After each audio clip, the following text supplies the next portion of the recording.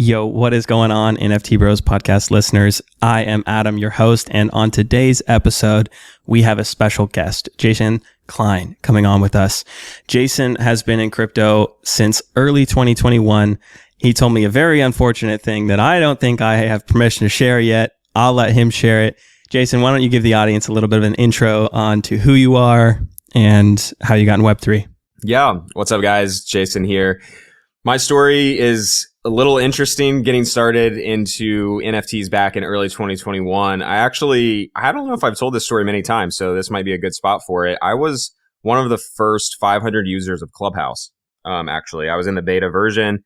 As some of you may or may not know, I have millions of followers on TikTok and elsewhere from my general entertainment, viral video kind of style. And because of that, I was invited to be one of the early users of Clubhouse. And so the early days of Clubhouse were really fun, super exciting because you had really high caliber people in these small rooms. They felt like your friend, having like a one-on-one or like small room conversation with the Mr. Beasts of the world and famous artists and famous musicians. It was really cool. It was really interesting. And it was right during that kind of time as well, where a lot of people were just so tired of being locked up and cooped up from the pandemic. This was the end of 2020. And it was a lot of fun, 12 hours a day on Clubhouse. And then when it went public, which was early 2021, I was done with it, man. Everyone was just LARPing on these Clubhouse stages and talking 30 minutes about why they were so qualified to be on the stage and speaking. And it just really grinded me the wrong way. So I deleted the app literally the day that the app went public. Everyone that I was connected with at that time immediately shot up to like hundreds of thousands of followers on Clubhouse. As you guys probably have heard the story of the Bored Ape Yacht Club, in the Clubhouse rooms, all the people that I was connected to in Clubhouse, they all were leading these rooms. They were all minting Bored Apes and all going crazy. And I missed out on all of that because I deleted the app and I wasn't part of it. And instead, what you were referring to, Adam, is I minted Lonely Aliens, which still to this day I love.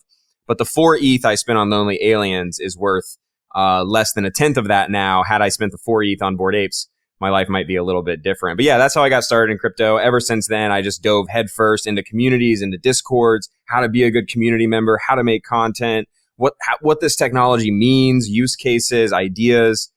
And fast forward to where we are today, and I've had the opportunity to be a part of many projects. I've started my own projects. I've built different communities in different places in the space, podcasts, you name it. So here we are. Super happy to be on the show. Thanks, Adam. Dude, super happy to have you here. Excited episode specifically because I have been developing a pretty extensive media plan and content strategy for 2023 for my company. And you are a great person to talk to about this. 4 million followers on TikTok. Tell me like how you got started in that journey, what that is all about, and how you plan on kind of rolling what you've learned over there into Web3 and, really growing your brand in Web3. Yeah, that's a loaded question. I mean, that could be the only question you ask for the next 45 minutes, and I probably could just go on and on and on, but I won't bore you, and I won't bore the audience. It's funny because Gary Vee gets kind of a bad rap now. And maybe he's always had a bad rap. I don't know.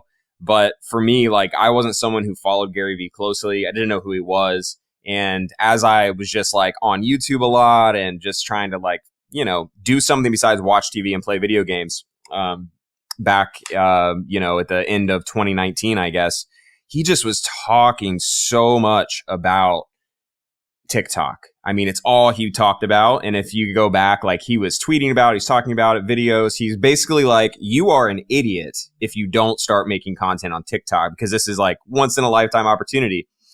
And I didn't take him too seriously at first. And then I ran into a buddy in the Bay Area that had listened to him probably in like October, started a TikTok account in October, and then by January of 2020 had maybe like 20,000 followers or something, which was crazy. I mean, to even think about this opportunity.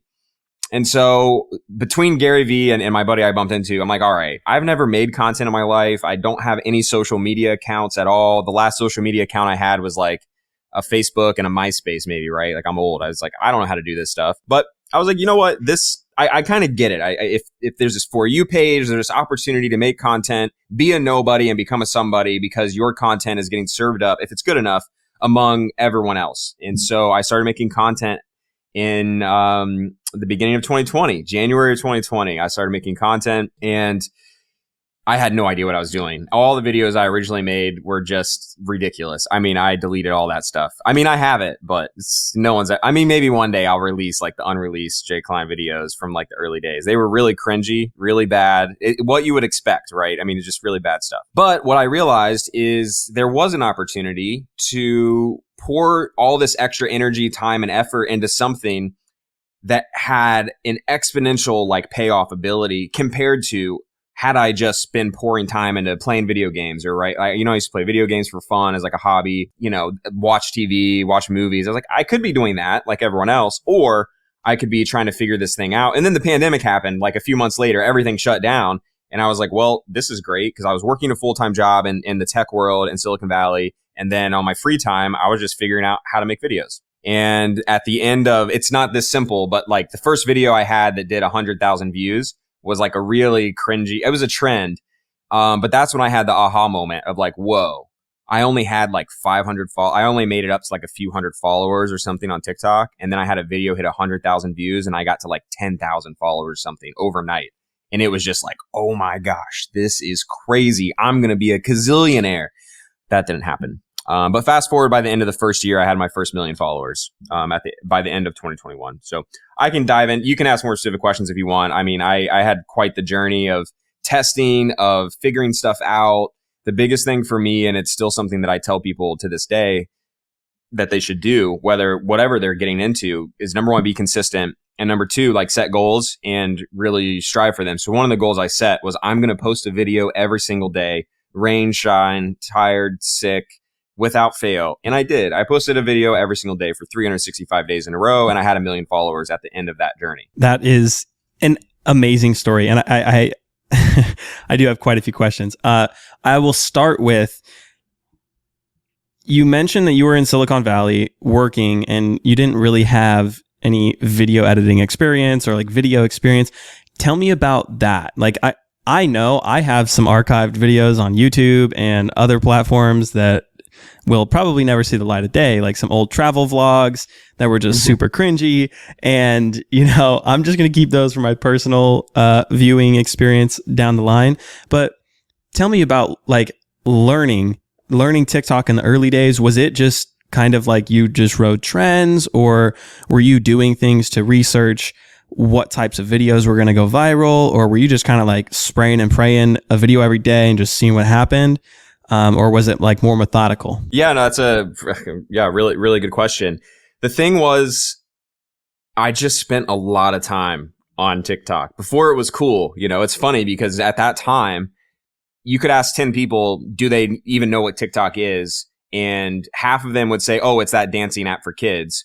And the other half would have no idea what you're talking about, let alone have the app downloaded, have used it. Like, this was one of the first times in my life I felt what it was to be early to something, to where like I saw the vision and I saw what this thing was going to become. I was convinced this thing is going to be huge.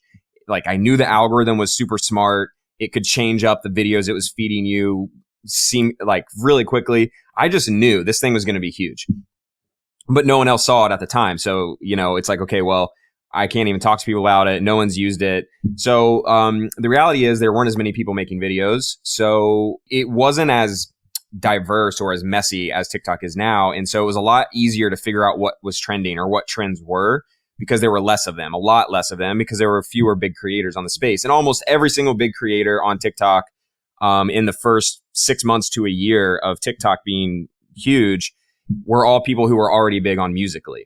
So they were mostly younger. You had David Dobrik, who wasn't a kid, but he also, you had some of these types, Jake and Logan Paul, prime example, right? Musical.ly.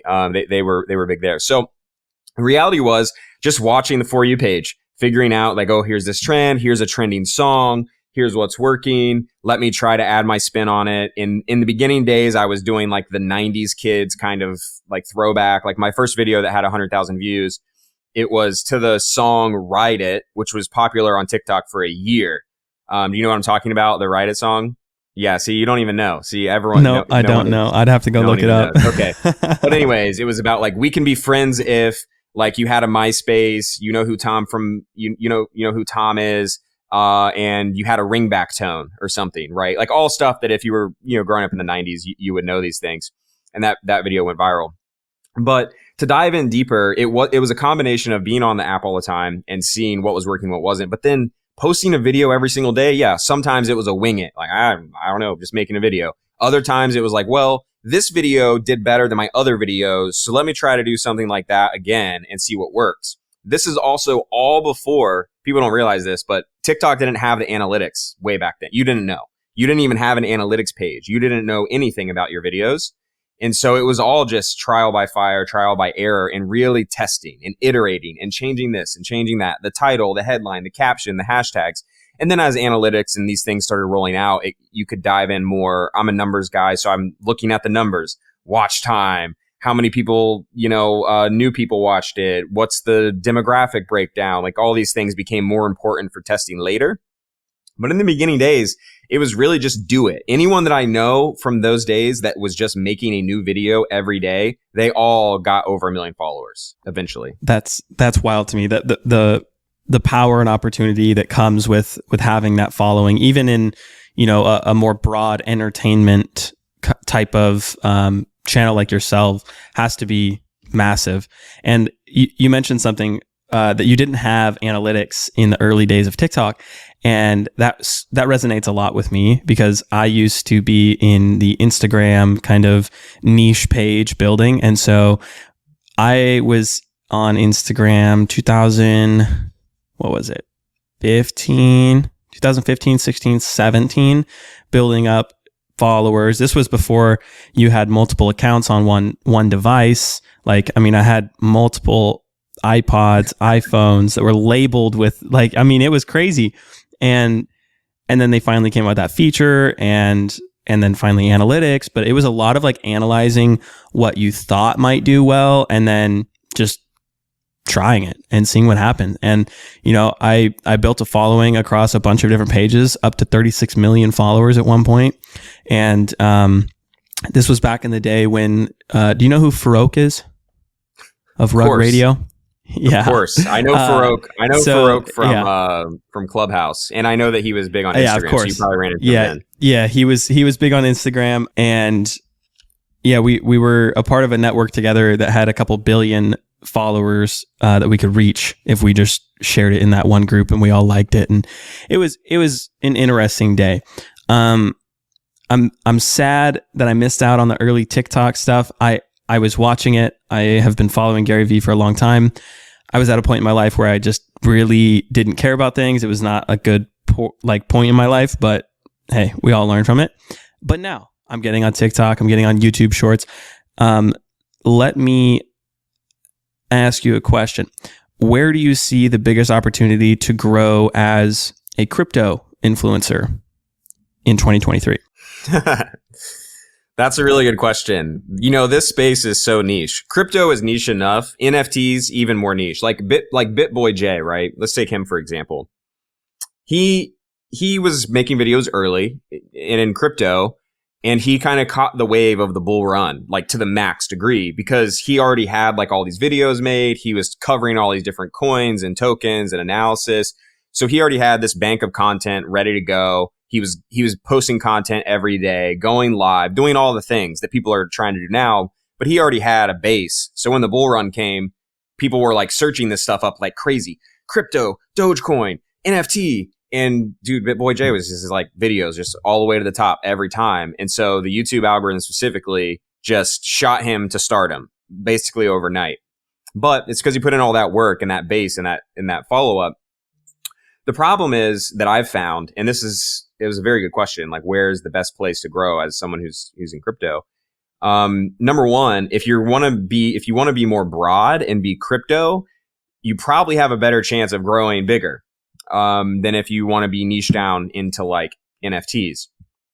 And so I want to be down into like Web3 NFTs, which is pretty niche compared to crypto. I don't want to be talking about different tokens and ICOs and coins, because I think that comes with a lot of problems. I just want to stay apart. I just want to stay away from that. However, if you're going for like maximum reach and exposure and growth, don't make Web3 or NFT content. I mean, I can just tell you, I wrestle with this often because I've been spending a lot of time trying to make really good content, short form video content for Web3 and NFT stuff specifically. And it's basically like no progress road, you know? I'm not trying to say that to like discourage people from doing it, but I think you have to have the right expectation. If you are making this content to reach 1 million followers, it's not going to happen. I don't want to say never, but it's not going to happen on any platform. TikTok, YouTube Shorts, it doesn't matter because those platforms all thrive on virality. And crypto stuff, specifically NFT and Web3 stuff, is the opposite of viral. It's cringy to most people. They don't get it. They swipe past it. There's so many scams and bad actors that have just corrupted and kind of tainted the view of the space that the algorithms are not going to push this content out.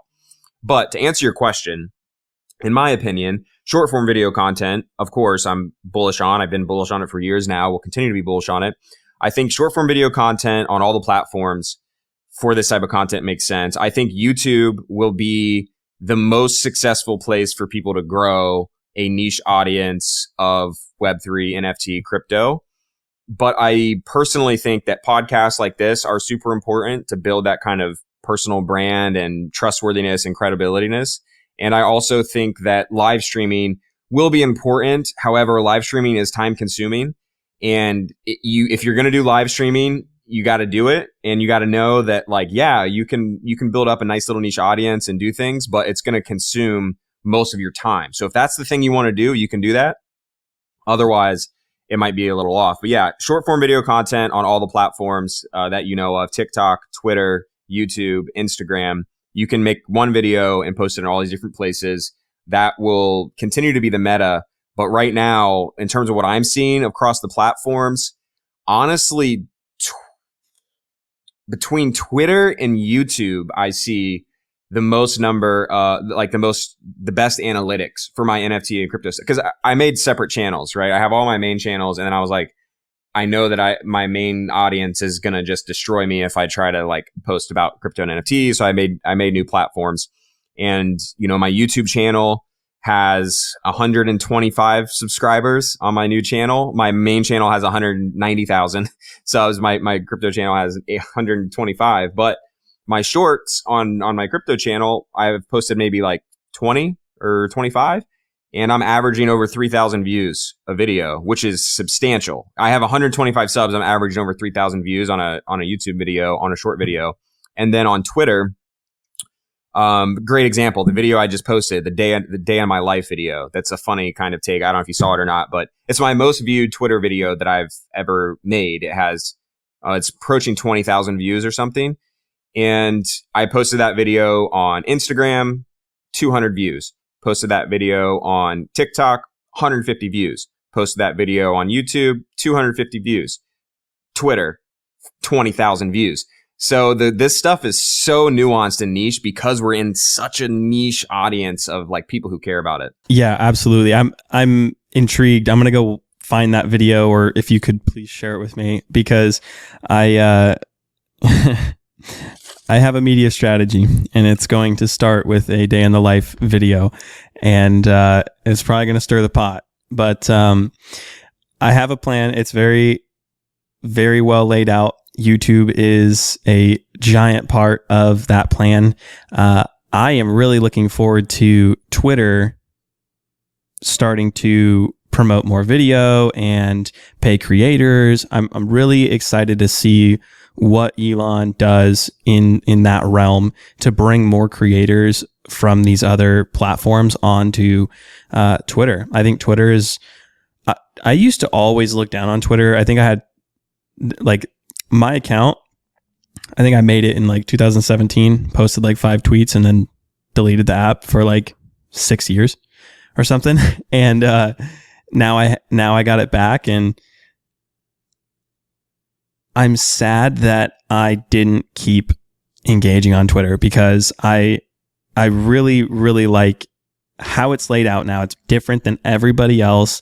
You don't have, like, I see a lot of opportunity for YouTube and YouTube Shorts specifically to be able to build larger communities and more interactive communities similar to Twitter if they create some sort of like interactive chat function outside of just commenting on videos. Something similar to Twitter where you can reply to stuff easily, and also the sharing feature on Twitter is extremely easy. It's just press a button. That's it. That's all you got to do. It's just similar to liking on Instagram, you know? So YouTube, TikTok, and obviously the podcast are a big strategy for 2023. Now I kind of want to dive into NFTs, right? What's been your best and worst experience in NFTs? I know we started with the Bored Ape, so we'll just go with best. What's your best experience been in Web3 because, or NFTs specifically, because missing out on Bored Apes is probably number one for anybody and everybody who missed out on that. The best experience for me in NFTs to date, a little bit controversial, but it actually involves getting to know some of the really real builders and OGs that happen to be part of the CryptoFunk community. There's a lot of controversy, a lot of negative sentiment around CryptoFunks, and specifically some specific people that are in that community. However, I'm telling you, as someone who's been all over the world, I've had lots of different professional experience. I've done, professionally before I got full-time in NFTs. I've transacted huge amounts for commercial real estate and development, all these things. I've just been around the block, around all different types of people. And I can tell you, I'm like, these people are legit, like the sharpest, smartest, most talented people in the space own CryptoFunks. It's like the greatest.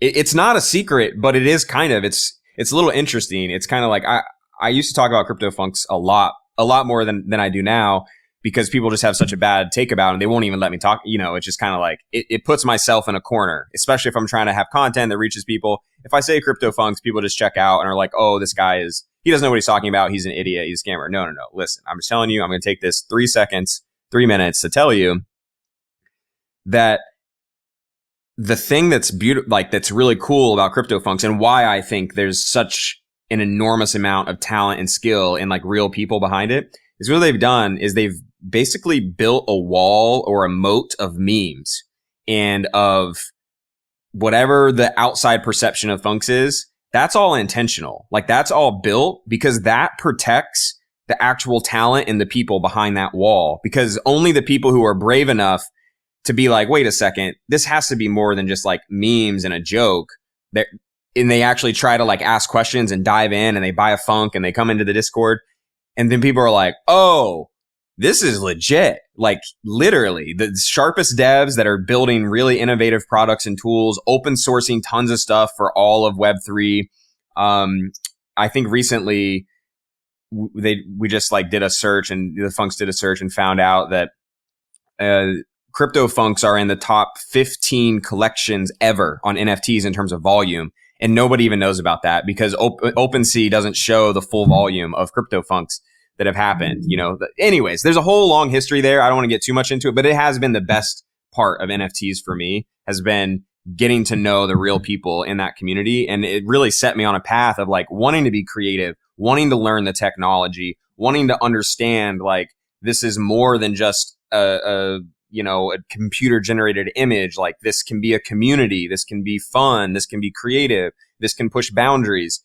It can do so many things. I would have not learned that had I just been in some of these other communities, just wag me GM every day for what, pump bag, price go up. Oh, we're sad, price not go up. Oh, what the devs, do something.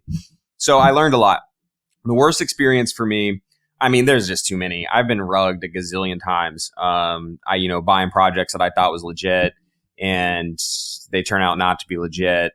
Yeah. There's just so many. There's so many that come to mind. I mean, I didn't sell the Creeps top. Creeps went I minted Creeps at 0.08 or whatever. And I was very bullish on it. I publicly was like, hey guys, everyone, this is legit. You should probably mint these. And I minted a few and just like held on all the way to 8 ETH plus. I didn't sell a single one, dude. And then they came all the way back down. They're doing fine now, but like there have been so many times I've just fumbled the bag. I've learned a lot now, but yeah, those are two experiences that stand out. So you actually just turned me on to a new project that I've literally never heard of, CryptoFunks. So I'll be diving in and checking them out. Yeah, dude. Oh my gosh, that's hilarious. It's so crazy to me that like the community is so tight and small, but there's so many different like little categories of projects that have done extremely well that I have no idea existed. Like I went down this art rabbit hole like a week ago, just looking at art projects because I'm looking at doing a custom drop with an artist, and I wanted to find a really well-known Web3 artist to collaborate with on this. And I was just astonished at not only some of the floor prices, but some of the volume in relation to the follower count that these artists have. And not only artists, but, you know, communities like CryptoFunks, like literally never heard of them ever. And I've been in Web3 over almost 2 years now. So yeah, CryptoFunks have intentionally been tried to be like, that's the whole thing about CryptoFunks. CryptoFunks were delisted from OpenSea 3 times. And the person who made CryptoFunks, Zagabond, is who created Azuki later, but he rugged CryptoFunks. And it wasn't until some blockchain sleuths spent 4 months digging through Etherscan and the blockchain and connecting dots to find out who the person was that made CryptoFunks and rugged the community and just left. Once they found them, they were able to get him to return $1.3 or $1.5 million back from the mint funds that he just like ran away with, basically. And had the CryptoFunks just gone away after the guy left and rugged, then that would have never happened. And so the story of CryptoFunks is really art. It really is beautiful. It doesn't even seem real, but the story has also been censored and people have tried to like steer clear from it because it's directly opposed to like a VC or corporate interest, because it really is just a community that came together without a dev, without a leader, with just the meme, the flipped punk, the meme. They came and rallied behind the meme and said, no, like, we're not going to let this die. We're going to make something of this. We're all real people. We like want to do cool stuff in the space. And like, this is going to be the vehicle in which we prove that we as the people decentralized can make something happen without someone like telling us what to do, basically. And so that narrative was squashed many, many, many, many, many times over. And I think it will continue to be, because I genuinely believe that the people in Web3 care about the technology and they care about the communities that they're a part of. They are very, passionate about being connected with like the founders and or just communities. I have a podcast guest coming on in like 2 weeks who is, I think, the community lead of a community-led project, right? He just so happens to like have Twitter access, posts on Twitter, like things like that. But it's all, there is no founder. It is just a community. They have a website. Somebody, developed the website for free. Somebody like, they're just using the royalties to pay for, website hosting and all of this type of stuff, right? And they are growing quite a bit, and it's really impressive what they're doing. And I'm excited to dive in to that realm of community-led projects and gain some experience from them building something that, to me, from the outside, looks really, really cool and interesting and well done, because the community is extremely active, right? While we're on the subject of projects, did you want to talk about codes? Because I saw you tweet and I was like, yo, what is this? This is cool. All right, I'll mint some. And I grabbed some. Yeah. And I think there was like 10 or 12 people in my Discord that just like went and swept quite a few. So my community loves what you're doing. They're excited for what the possibilities are to come. And idea intrigues me quite a bit. So I'm excited to hear more about that. Yeah, you know what's funny is that tomorrow at 7 p.m. is the week, a week since the mint closed, basically, the first full week. And it's been so just insanely busy since then. I haven't even had time to do a Twitter Spaces. Like normally I was like, oh yeah, we're gonna do Twitter Spaces. I'm gonna tell you more about my vision. We're gonna like hop everyone in there.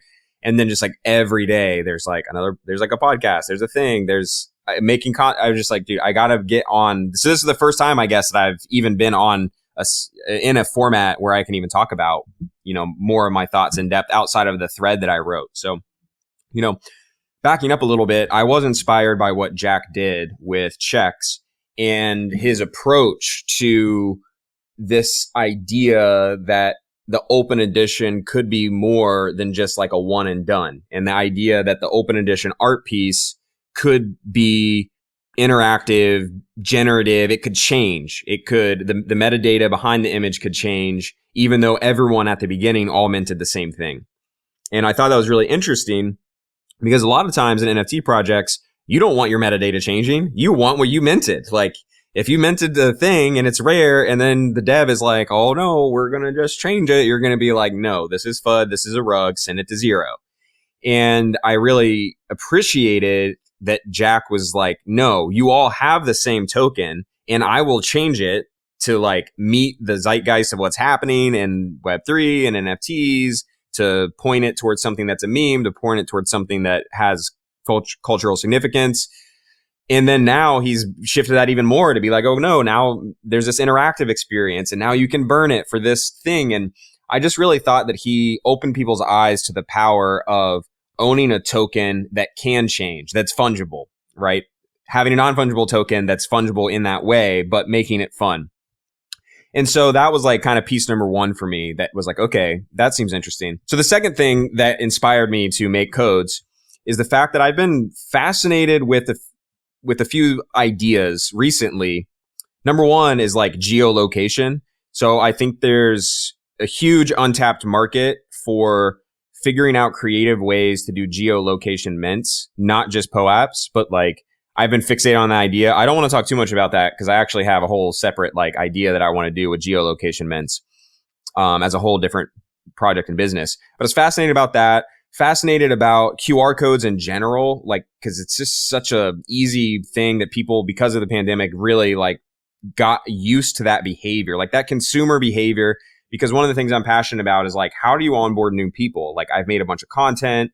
I try to make things very approachable, friendly. I've tried to build a trustworthy, like credible name in the space as someone who like is positive, energetic, fun, actually trying to add value, not trying to shill you crap. And that's been a journey and it takes time to build that credibility. And I have that and I'm trying to onboard new people, but it's hard. Like getting anyone interested in this space is basically, you'd better off just like say, hey, like I'll pay you $10 if you let me pull your tooth. And they're like, yeah, sure. Here's $10. It's like easier to do that than it is to get someone to like even want to talk about NFTs. So it was kind of like a combination of all these things. One evening, I was just thinking, okay, we've got the ability to do open editions where everyone has the same thing. However, Jack is like changing up the data. And what clicked in my mind is he had changed it to the alien CryptoPunk. So the checks resembled the alien CryptoPunk, right? And I was like, oh, that's cool. Everyone knows what the alien CryptoPunk is. And I was like, well, what if you didn't know what that alien, what that image was? What if you didn't know what he was trying to say? What would you do? You would go to Twitter. You would maybe not even ask the question because you don't want to look like a fool. You could go to Check's website and maybe there's some information there. So I went to the Check's website and I was like, number 1, this website is really slick. But number 2, there's no information or context about what this check is. It shows it at the top, but you don't know if you don't know what it is, you don't know what it is. And I was like, wait a second. I mean, a QR code can take you anywhere on the web.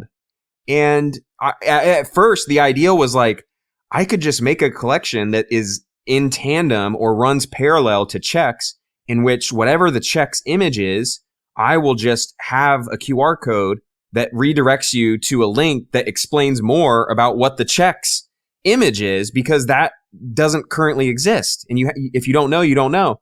And then I slept on it, and I woke up the next morning and I was like, wait a second, this idea is way bigger than that. Like, think about the idea of having an art piece that is static. Because of dynamic QR codes, you can have the same code, but it updates where it goes. So I was like, how cool would it be to have an art piece that is static? It doesn't change. The metadata doesn't change. It stays the same, but it gives you this opportunity for infinite experiences and an infinite journey and quests and games and giveaways and prizes and directing attention to artists. And I was like, in the shower that morning, and I was like, this is a really good idea. I need to make this literally as fast as possible, because I know someone else is probably going to get this. Someone else has to be thinking of this. So I was just like 18 hours, 20 hours straight, didn't sleep, just working on it, figuring out all the research I could on QR codes. How do I like redirect it places? How do I customize the look of it? Because I don't want it just to be a black and white like QR code, because that's kind of lame. How do I set this up? I figured out how to use Zora because I wanted to have numbered editions. And Zora is the only open edition platform that lets you have numbered editions. If you use Manifold, it won't let you do numbered open editions. And I wanted to play with that numerology. And so, yeah, like 24 hours later, I had the code, and then and then the name of it, codes. Sorry if I'm getting too excited about this. It's just the first time I've had the chance to talk about this. I absolutely. So then the idea of okay, well, checks. That's a simple name. It's one word. It's easy to remember. All caps. And I was like, okay, I've got these QR codes, and what am I was just like, all caps codes. And then I was like, that's genius. That was so easy to remember. And then I went to OpenSea and I typed in codes, and nothing existed. And I was like, okay, that's a banger. That's the name. It's going to be all caps codes. Anyways, so that's kind of how the name came. I played around with the design and had in multiple different designs. I had to test a lot of times to make sure that the code would scan, because the other thing that I did, if you notice in that code, is the center part of the code is actually the OG checks mint image at the center, because it is an homage to, that's how I was inspired, and I wanted to kind of pay it back. And also I thought this was a great idea, but I've had lots of ideas that I thought were great that no one else got or didn't care about. And so I was like, okay, maybe 50 people meant this, maybe 100 people meant this. We don't know. But I was like, I didn't expect, 2 hours before the mint closed, only 15 or 1600. I say only, but it was at 15 or 1600. And I was like, wow, people really get this idea. They're tweeting about it. They're like, oh, we really love this. This makes so much sense. And then in the last 2 hours, it went from 1500 to 2700. But yeah, that's kind of the full circle of how the idea came, what happened. And then since then, every single day for the past week, there has been a different destination for the codes, giving away hundreds of dollars of gift cards claimable for people who are quick to it. They can type in the gift cards, people getting free DoorDash, people taking their girlfriends out to the movies, people buying stuff on Amazon. We had the Ribbits competition, which was the blockchain game, which most people haven't even played a game that is actually already built on the blockchain. So then that's when I decided, I'm going to let you ask me a question in a second, but that's when I decided, or that's when I realized wow, this can also be a conduit for focusing attention onto people and things that have been built in this space that didn't get the attention that they deserved.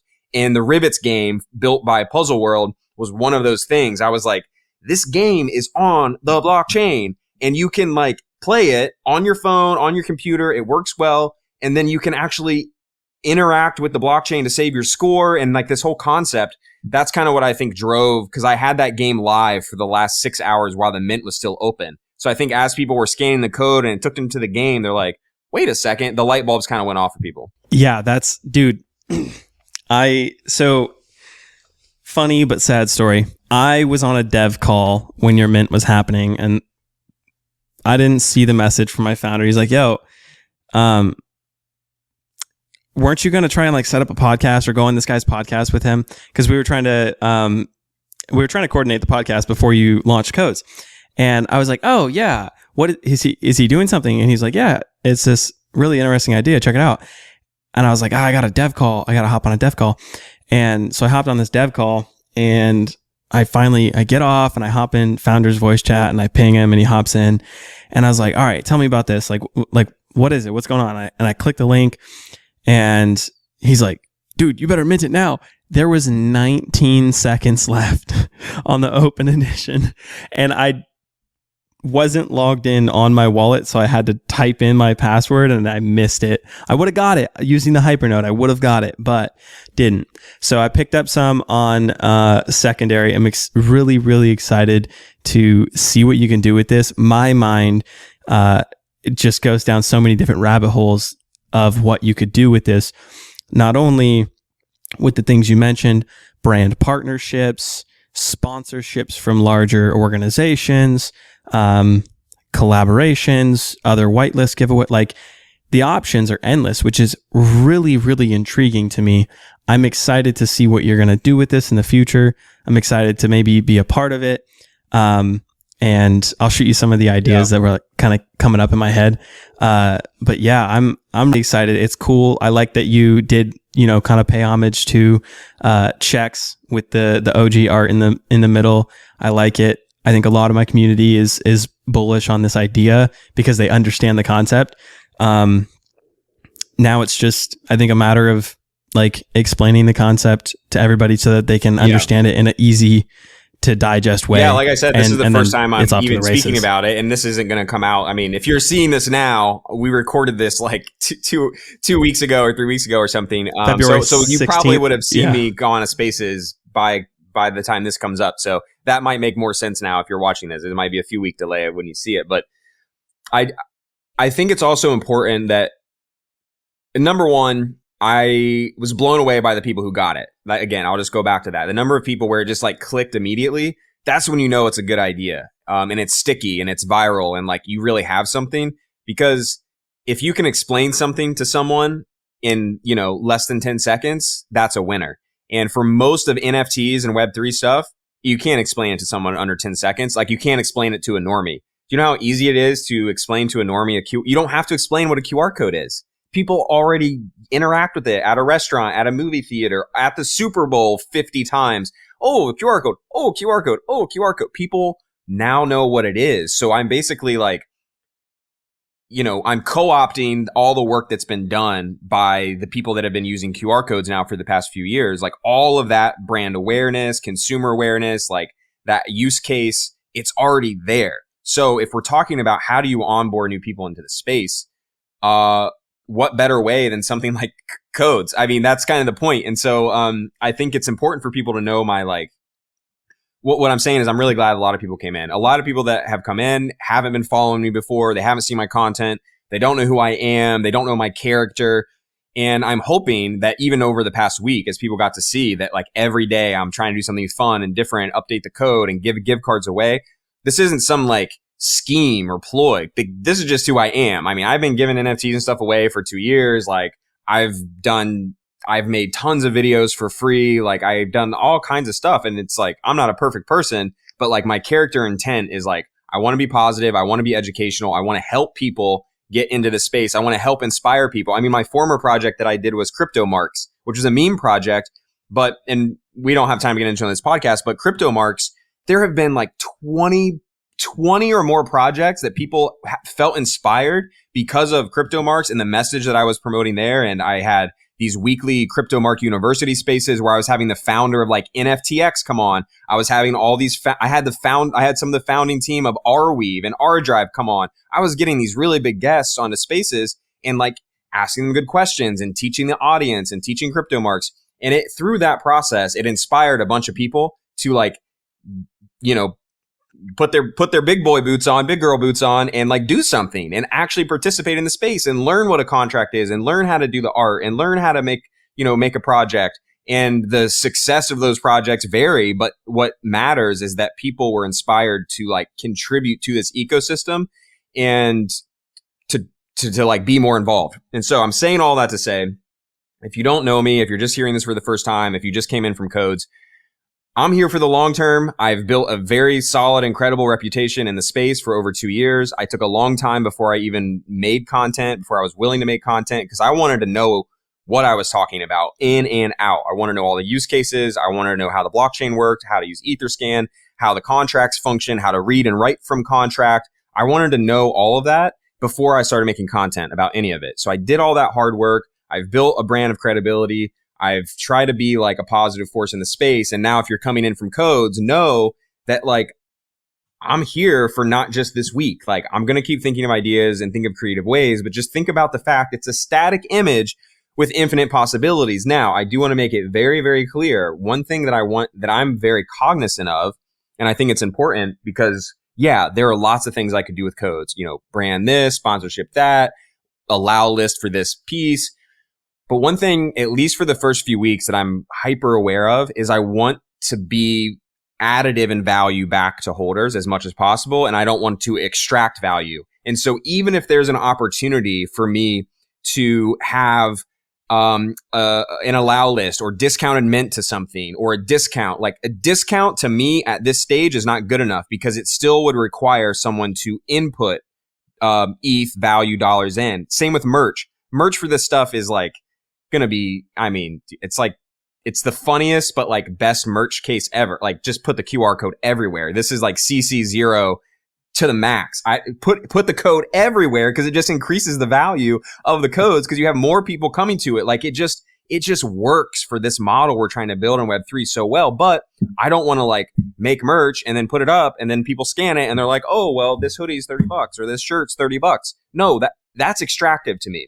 So the only types of things that I'm trying to do right now or really focus in on are opportunities where the codes holders can get something for free. It's a free mint. It's a free claim. It's a beta use. It's a utility tool that they get to experience for free, or games and fun. Like the thing I have up now, if you scan the code, it's just silly. But I spent my whole weekend basically finding lots of really interesting and fun and like quirky websites that are just fun. Like this one, you just click on the thing and it just like it generates a picture of someone pointing to where you click on the screen using AI. It's silly, but that's kind of my goal. My goal right now is to like keep it fun for people and to provide value additive opportunities, like the gift cards. Like hopefully, I'm trying to work with some artists to create some unique pieces where codes holders will be able to be the only ones to claim those pieces, but it will be kind of a free situation where they're not having to pay money. Working on a website right now, which will be like the official source of if you feel sketchy about scanning the code or you're unsure, you can go to the official website. The URL will be typed out, spelled out exactly like where the code is leading. Obviously, the QR code will be there, similar to like the check style website. So working on some of those things. But yeah, I've been rambling for a little bit, but I'll stop and pause and yeah, I'll pause there. Dude, very cool. Love that you're leading with value and that you're really trying to build a community here. It proves right now that you are doing what you say you want to do and have been doing in the past. And, I find that oftentimes in the NFT space, some people are pretty two-faced, but with what you have already done with codes and what you're planning to do, it's very interesting to me. I'm excited. I might have something for you. We can talk about it off the podcast, but it might be of value for the codes community. Something that I like to ask all my guests is explain to me in your own words, like you're explaining to someone who doesn't know what an NFT is, what an NFT is. Yeah, that's a great question. I made a video about this. I made a few videos about this. So I'm going to steal one of the examples of one of the videos that I made because I think it makes a lot of sense. So a non-fungible token, well, I guess that's a good question because you have a smart contract and you have the non-fungible. The smart contract example that I always give is the house example. Like you want to sell your house and you have someone that wants to buy a house. Traditionally right now, how do you do that? Well, you have to list your house for sale. Someone wants to buy it. There's a title company. There's an intermediary. It's just not possible to trustlessly transact anything of value without an intermediary because you don't want to get rugged. You don't want you list your house for sale. Someone comes and says, "Hey man, I want to buy your house." And you're like, "Okay, cool. I'm going to sell you the house." And they're like, "Okay, cool. But I'm going to buy the house. Here's how much I'm going to pay." And they're like, "Okay, that's great." And then it's like, well, who goes first? Does the person who wants to buy the house, do they send the money? But then the seller can just be like, well, I'm not giving you the deed to the house. And then it's rugged, or vice versa. It's like, well, I'm going to buy your house. And the seller's like, okay, cool. Here's the deed. And then the seller's like, oh yeah, I got the deed now. I don't need to send you the money. So smart contracts solve that problem because the contract itself lives as a trustless intermediary that it only operates by logic, not by emotion. It's bound by the rules of the contract. And so, if you have a house situation, you've got the house, you want to sell it, the guy says he wants to buy it. It's like, great. You put the deed of the house in the contract. The guy, as soon as the guy puts the money in the house or vice versa, as soon as the contract has both things it needs, it sends one to the other person. But it's all trustless. So that's kind of the smart contract idea. The easiest way to describe an NFT, people use these I don't like the example people use a rare Pokemon card or something. No, I don't get that. I don't like that piece. To me, an NFT in simplest terms is actually, well, that's funny. It's like I'm trying to describe it in simple terms and it's hard. This is actually a difficult task to do. But the example that I want to give, or the way that I want to describe this, is an NFT is a representation of ownership of something that is trackable from now forever into the future. It's trackable and verifiable ownership of something. And what that means for an artist is, who's bought your thing, when they bought it, if they've sold it, who owns it now, who owns the most of it. And in the art world now, if you're an artist, you go to an art show, you sell 10 pieces, you have no idea where those 10 pieces wind up ever for the rest of time. You have no way to thank those people. And it's like, well, you can get their email address. And it's like, okay, yeah, you can get their email address. Now what are you going to do? What are you going to do with their email address? And now what happens if they sell it and you still only have the first person's email address? So now how do you do something special for the person who owns it now? It's like, well, you can't. And I'm like, exactly. NFT solves that because it's permanent, verifiable ownership of a thing that you can track and trace from now into forever, the number of, the quantity of, the date and time of the transaction. Boom. And if you're an artist, you would get that immediately as an aha moment because you'd be like, oh, that's so cool. I would love to know who has all my art, or who owns my art now, and do a unique piece for them. And it's like, yeah, who wouldn't? Yep. I like to be conscious of our time. We got about 5 minutes left till we hit that hour mark. So whenever you're ready to wrap it up, I do like to end the episode. Unless you want to keep going on this specific subject, I have a question to kind of end the episode with. Okay. Shoot. All right.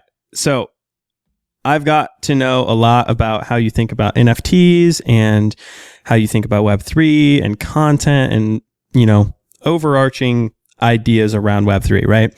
But I don't know Jason.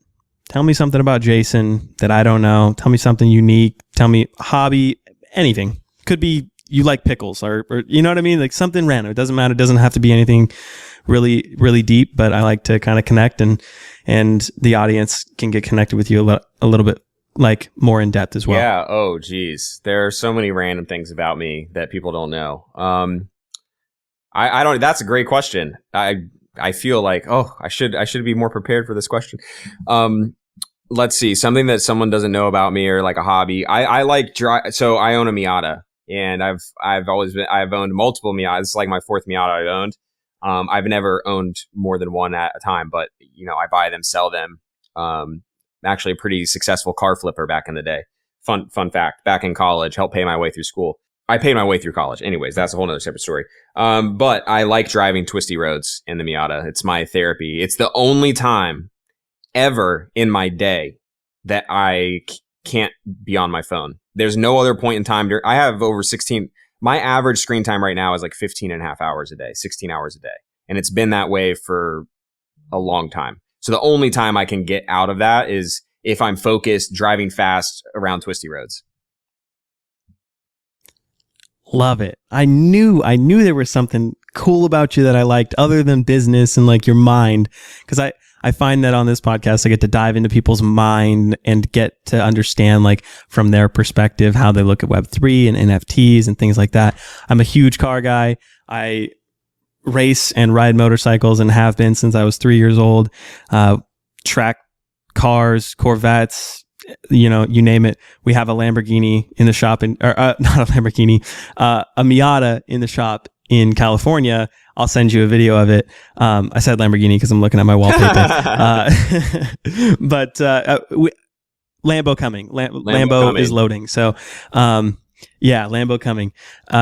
Dude, that's awesome. Well, I like to kind of wrap these episodes up with asking you to tell the viewers where, or the viewers or listeners where they can connect with you. I'm going to put all of the links that you're going to say inside of the description of the episode, as well as the YouTube description. So you can just say click in the description below to connect with you wherever you want them to specifically connect with you. Yeah, you can follow me on Twitter, obviously. That's my main platform is Twitter. Follow me on Twitter, follow me on Instagram, follow me on TikTok, follow me on YouTube. But I'm most bullish about growing the YouTube channel, which is Jason Klein Web3, and the Twitter handle, which is J Klein Show. Or you can just type my name, Jason Klein. I'm one of the more popular Jasons on the Twitter app these days. Very nice. Dude, it's been a pleasure to have you on, a pleasure to dive into what Codes is and kind of your mindset on Web3. With that being said, everybody, thank you for listening. If you enjoyed this episode, if you enjoyed learning what Jason is doing with Codes, give him a follow. Go check out what he's doing. We will be running a Codes giveaway. I'll be giving away one of my own on the NFT Bros Podcast Twitter whenever this episode releases. So make sure to follow our Twitter as well. If you enjoyed it, drop a comment, drop a review. If you didn't, drop a comment, drop a review. Let me know what you didn't like. I really enjoy taking criticism and turning it into something better. So with that, Jason, thank you so much for coming on the show. It has been a pleasure. Absolutely. I have one bonus piece of information that I forgot to mention. And so if your viewers or listeners made it this far and they didn't hit next, they're going to get a special treat, which is great, right? See, this is like how you get retention. These are some tricks of the trade here. You just drop the alpha at the very end after people have tuned out. There will be a burn of checks in the future, 3-to-1, 4-to-1 burn. I don't want to be like public about that because, I want to make sure that there's like a good use case for it. It makes sense. There's like a good path there. But there's no world in which checks just stay at a 2,700, at a 2,700 collection. There will be a burn, 3-to-1, 4-to-1, something like that. And then, as always, my famous tagline, go touch some grass, baby. Go touch some grass. All right. See you guys